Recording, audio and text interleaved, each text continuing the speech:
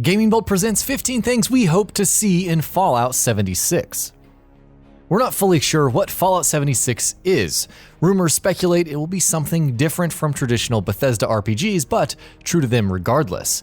But what we do know is that this is a new Fallout game, so there are some expectations we have from it. You know, some things the game needs, or we can't really call it a true Fallout game.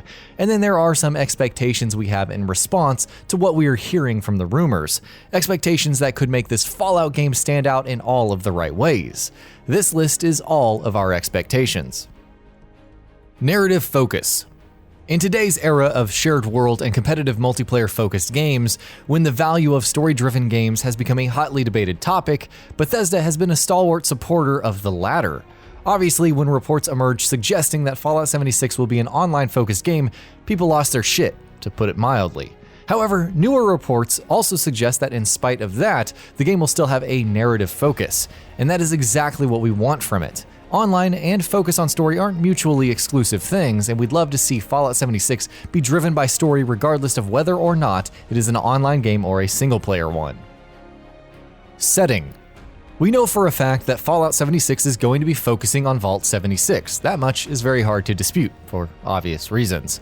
That, however, may also serve as an indication for the game's setting. As per a Vault-Tec terminal in the Citadel in Fallout 3, Vault 76 is located in the DC area. Considering the fact that Fallout 3 itself was already set in Washington, D.C., we're assuming that Bethesda won't be going with the exact same setting again, so Fallout 76 will probably expand the map and cover more areas that fall in the D.C. area, that being Washington, D.C. itself, along with neighboring parts of the states of Virginia and Maryland. Quest design. But of course, none of these things will really matter all that much if the game isn't all that fun to play, and the fun in an RPG first and foremost is derived from questing. Bethesda have had a pretty good track record with quest design in recent years, although some might say that Fallout 4 fell short of expectations in that area. Additionally, there is also the fact that Fallout 76 is going to be an online-centric game, in all likelihood, and as Destiny has shown us, such games don't always have the best quest design, so we're really hoping Fallout 76 will break the mold here. Dialogue system. One of the biggest issues a large number of people had with Fallout 4 was its dialogue wheel. It was a product of playing as a character who was, well, more of a character. And while one can appreciate that change, the dialogue wheel definitely suffered because of it. Not only did it lead to a much more limited range of options, leading to lighter role-playing, for lack of a better word, the options themselves weren't all that varied to begin with them usually being variations of the same response to a particular situation. Hopefully, Fallout 76 will ditch the wheel and go back to dialogue lists like we're used to seeing in Bethesda games. Lore. The very first game in the series' chronology is also the very first game in the series, being set in the year 2161, but Fallout 76 could be set even before that. The Pip-Boy shown in the teaser trailer for the game seems to suggest that the game will take place in 2102, and being so close to the cataclysmic event known as the Great War, which serves as the catalyst for the entire series, we expect Fallout 76 to reveal a lot of interesting lore information. Within the game itself, the Great War will still be a relatively fresh and recent event, and the world won't have settled into its post-apocalyptic state like we're used to seeing in Fallout. Modern Fallout games are set more than 200 years after the nuclear war, so we expect to hear more about the cataclysmic event than ever before. Differences in the world. And of course, since it's only 25 years past the end of the Great War, we also expect the world, the atmosphere, and everything else that goes along with it to be significantly different in Fallout 76 from what we're used to seeing in this series.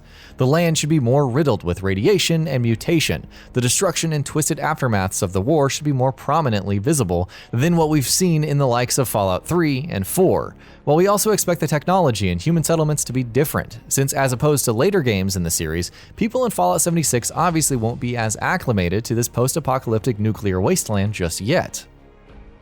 Vault 76. As the name suggests, the star of Fallout 76 is going to be Vault 76, which holds quite a unique position in the lore of the series. Unlike most vaults built by Vault-Tec, Vault 76 wasn't built for experimental purposes, and it was supposed to be opened 20 years after the end of the Great War. However, it seems like neither of those things panned out. If Fallout has taught us anything, it's that some shady stuff went on behind the scenes in Vault 76 either way, while the fact that it's opening in 2102, 5 years after its originally intended opening date, means that something else went wrong as well.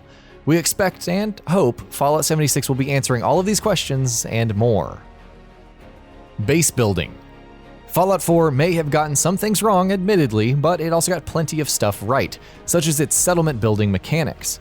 Building your own settlement in the nuclear wasteland, setting up its defenses, defending it against attacks, and watching it grow and flourish under your leadership has to be one of the greatest joys in all of Fallout 4, and we're hoping the feature will also be included in the upcoming 76, and that it'll even be bigger and more complex than it was in the 2016 title.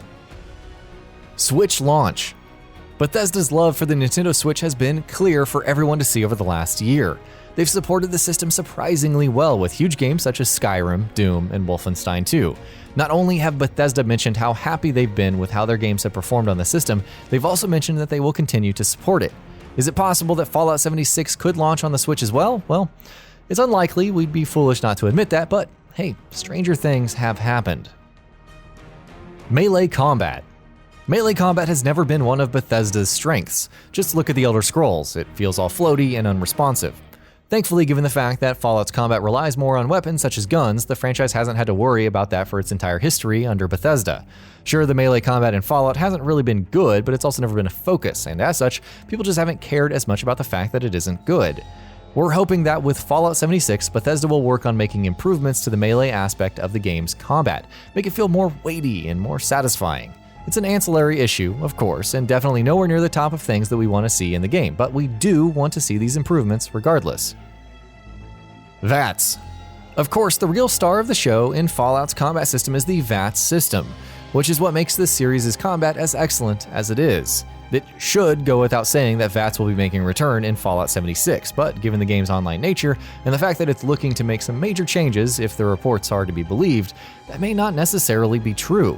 Even so, in all likelihood, there's a very small chance that 76 won't have VATS. Companions. Companion characters have long been a mainstay of Bethesda Game Studios titles across both Fallout and The Elder Scrolls, but the game that did them best was New Vegas. Companion characters in New Vegas were more than just mindless NPCs that followed you around. They had dedicated, well-designed quests, and players' actions in the game could result in a change in these characters' disposition towards the player. We're hoping to see something along these lines in Fallout 76's companion characters, but with the game being focused on an online experience, can we even expect it to have companion characters? Battle Royale. Battle Royale is all the rage these days. PUBG popularized it, Fortnite shot it through the stratosphere, and now every major game on the market is looking to cash in on the trend, from Call of Duty to Battlefield. So why not Fallout? Ordinarily, it wouldn't make a lot of sense, but Fallout 76 is going to be an online-focused game as it is, so why shouldn't it have a Battle Royale mode? It definitely should, and it would actually make a lot of sense if you really think about it. A last-man-standing fight to the death involving survival skills in a post-apocalyptic setting that is all about survival. It's almost too perfect. Animations. Bethesda's games don't have the best animations. This is not a controversial opinion. Not even Bethesda themselves would deny this. For all of their strengths and positives, Bethesda games have been notoriously lacking in technical areas, with janky, choppy animations that would have looked out of place, and did actually even 10 years ago. Hopefully with Fallout 76, Bethesda will be making refinements and improvements to their engine, to provide an experience that will have a more polished coat than its predecessors did. Knowing Bethesda though, we're not really going to hold our breaths. Solo content.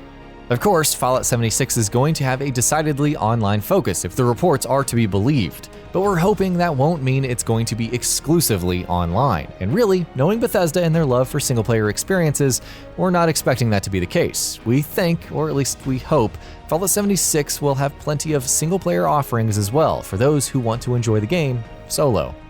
And that about does it for this video. If you enjoyed what you watched and want to see more from GamingBolt, you can always hit that subscribe button and turn on the bell icon next to it. That way you will never miss any of our videos.